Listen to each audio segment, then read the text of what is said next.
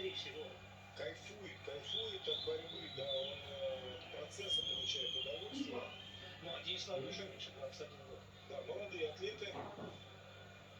И именно поэтому такая топовая борьба. Ну и весовая категория у нас очень быстрая.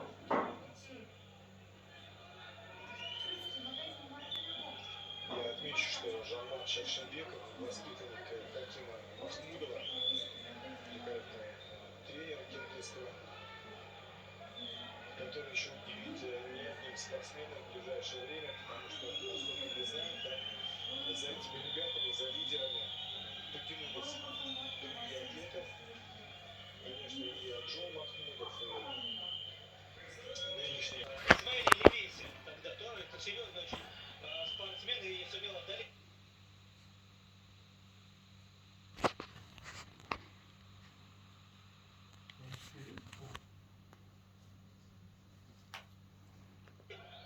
Очень важно создать некомфортные с точки зрения психологии условия для Шаршенбека. Нужно ломать его ритм, его борьбу. Ты знаешь, тяжело, потому что, во-первых, очень много баллов.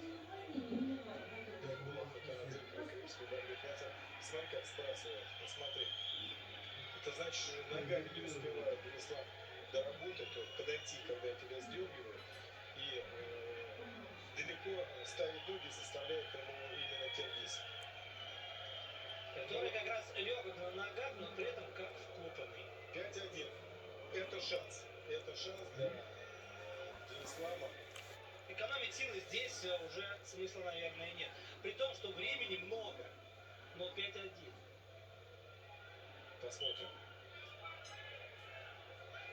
Хороший показ отметим здесь в Казахстане. Безукоризненный, я бы даже так сказал.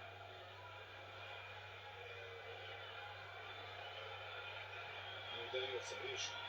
Как спокоен Шаршенбеков. Вот посмотрите в эти глаза. Да, абсолютно. Ноль эмоций, ноль нервов. Заплата сейчас абсолютно, да. Разобрался мастер.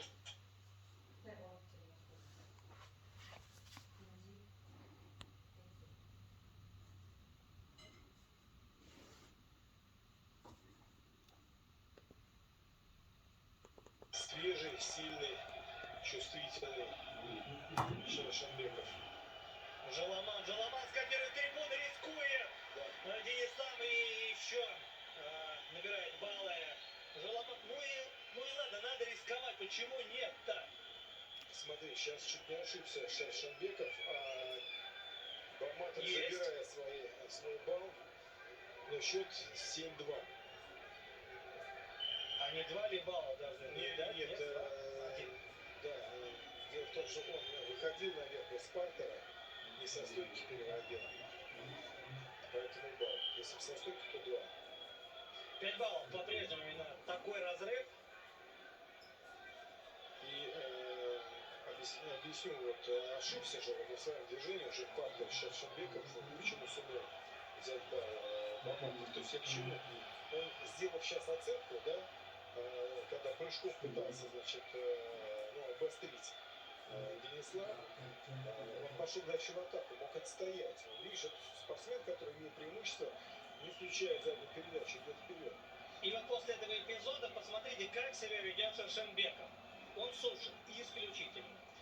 Вот этот прием, который пытался Бахматов сделать для ислама, это несколько лет назад, лет 10, показал один американский мальчишка, классик. Потрясающе вот это напрыгивание на голову, когда ты со спины потом обхватываешь человека руками, сваливаешься и начинаешь бросать. Ты своей инерцией тела падая, смещаешь его и бросаешь. Если он сейчас в интернете раньше висел, многие увидели борцы, стали применять, но к нему уже есть защита. Вот как раз Шаршенбеков ее показал. Последние секунды. И, кажется, все уже понятно в этой встрече. Поздравляем Джаламана Шаршенбекова. Очень уверенное выступление, классное. Да, действительно, те лидеры, которых пригласила Лига Поддубного, это действительно спортсмены мирового уровня, что они и доказывают в схватке с очень сильными соперниками. Напоминаю, что нас с вами ждет вишенка на торте в конце. Это топ-матч между Власовым и Акжолом Махмудовым также еще за Уругвай против Зелимхана Абакарова. Это в самом конце нашего турнира. Целиком вы его сможете увидеть на телеканале «Матч Боец».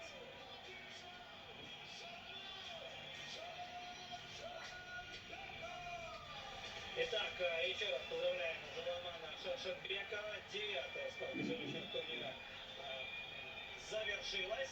Ну что ж, бодрое начало. Да, мы, Владимир Ваницкий и Алексей Володин, присутствуем вместе с вами, зрители, на уникальном событии. Ярком, мощном, красивом, профессионально сделанном.